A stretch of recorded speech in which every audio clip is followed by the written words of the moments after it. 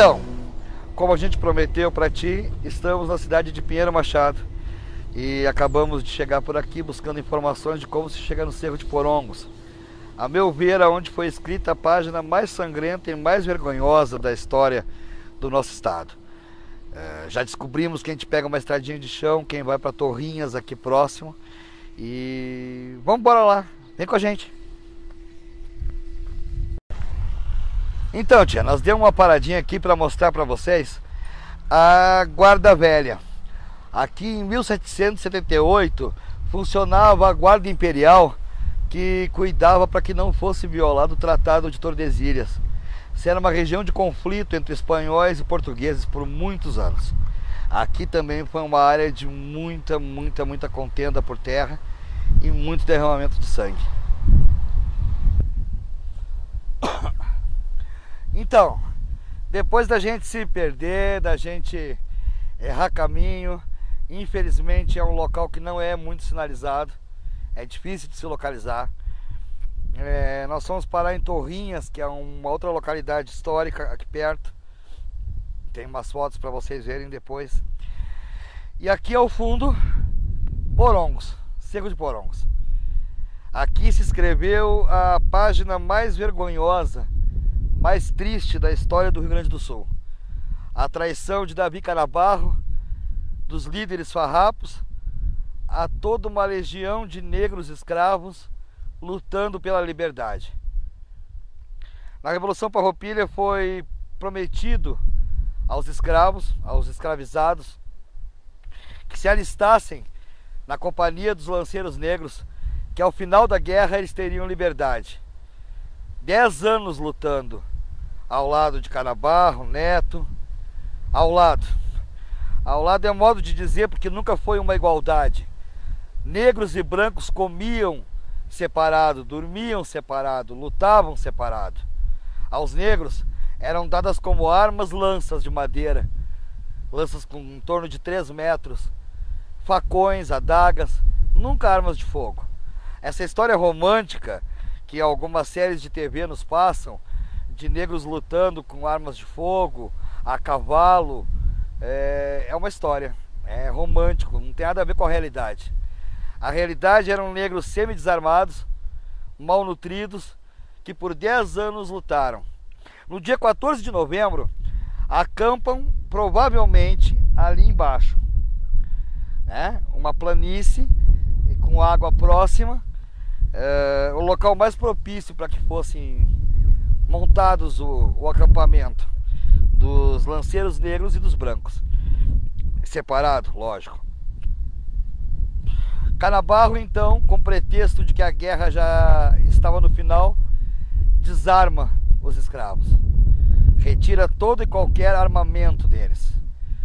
Às 2 horas da manhã, do dia 14 para o dia 15 de novembro, as tropas imperiais, comandadas por Moringue, atacam, já combinadas com Canabarro. Nós achamos os relatos que em torno de 40 negros a 700 negros, não tem uma precisão nos dados, foram mortos. Pelos relatos que nós encontramos e pelas cartas da época, com certeza de 600 a 700 negros deixaram a sua vida aqui, em Porongos, traídos, esperando por uma liberdade que nunca ia vir. Essa página triste e vergonhosa faz parte da nossa história, tem que ser contado. Agora nós vamos dar na sequência mais detalhes dos líderes farrapos e do único homem que, a meu ver, foi um verdadeiro herói farrapo, o Tenente Gavião. Vamos lá? Na madrugada de 14 de novembro, 700 homens, em torno de 700 homens escravizados, acampavam aqui. Atrás de mim tem um córrego. Hoje, devido à seca, ele se encontra com pouca água, mas com certeza ele tem mais vida do que isso. Era o local ideal para uma noite de descanso e comemoração. 10 anos de luta chegavam ao fim. A liberdade que tinha sido prometida a esses homens em troca do sangue, da coragem Estava perto. Canabarro manda o comunicado às tropas, os lanceiros que entreguem as armas, porque o combate tinha chegado ao fim. Naquela madrugada, o cerco de Porongos foi atacado covardemente pelo general Moringue do Império. Em torno de 700 homens, mulheres e crianças. Crianças porque os farrapos, os heróis farrapos, recrutavam também mulheres e crianças negras para lutar. Foram atacados e dizimados. Os que sobreviveram, vendidos como escravos para o Rio de Janeiro. Depois a gente vai tratar disso mais à frente. Assim como a gente vai tratar mais à frente, que não tem como refutar a traição de um canalha chamado Davi Canabarro.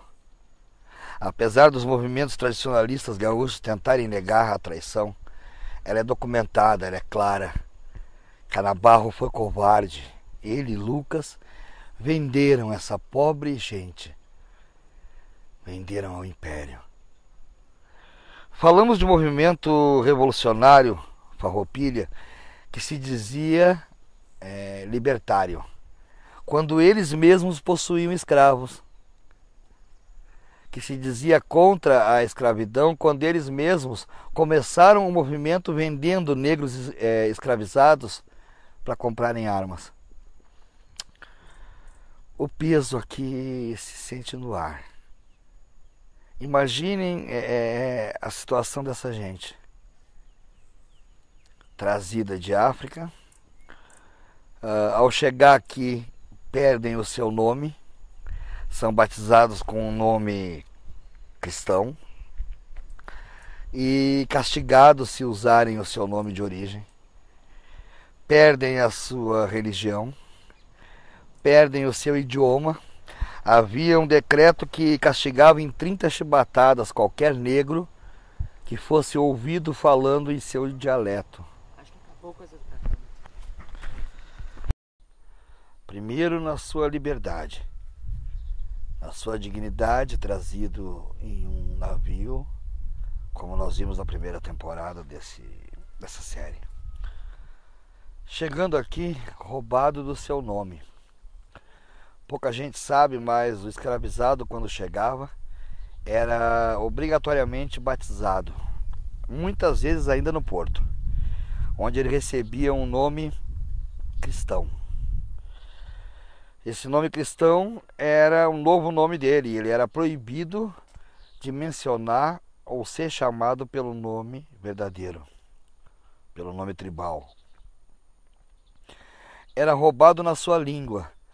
O escravizado, quando aqui chegava, era proibido de falar o idioma original dele, o dialeto africano. Yorubá, Kibundo, Kikongo.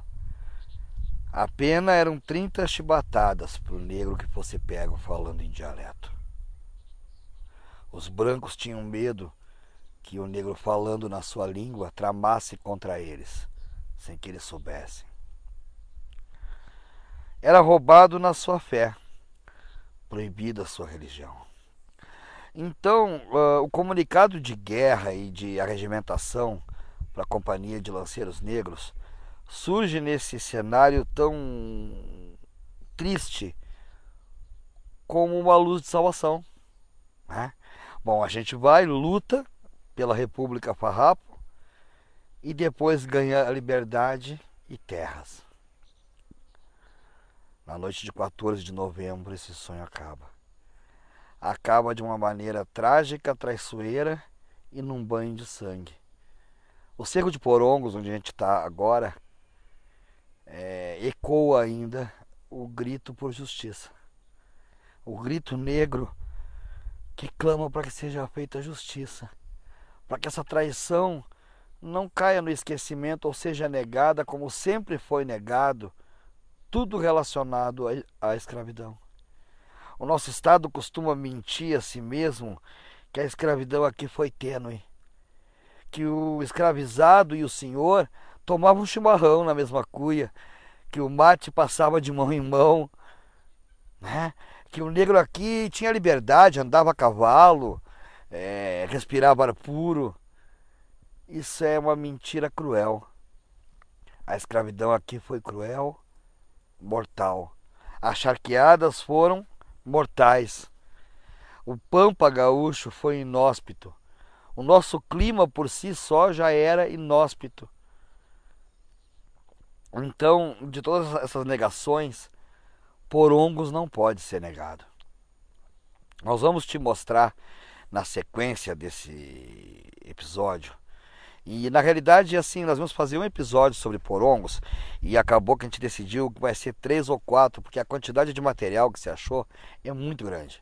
Mas nós vamos te provar que houve sim uma traição de Canabarro.